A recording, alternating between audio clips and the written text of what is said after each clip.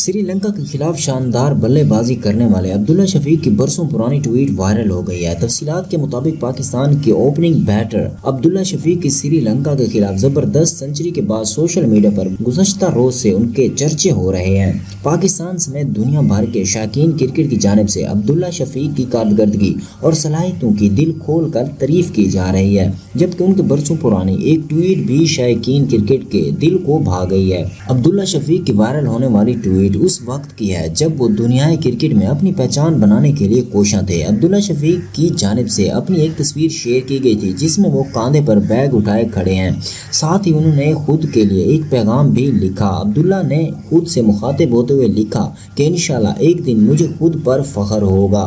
یہاں واضح رہے کہ گزشتہ روز سری لنکا کے خلاف ورلڈ کپ کے میچ کے دوران عبداللہ شفیق نے کئی ریکارڈ توڑ ڈالے ہیں۔ سری لنکا کے خلاف عبداللہ نے 103 گیندوں پر 113 رنز بنائے اور 345 رنز کا بڑا ہدف حاصل کرنے میں ٹیم کو مدد فراہم کی۔ عبداللہ کی اننگز میں 3 چھکے اور 10 چوکے شامل تھے۔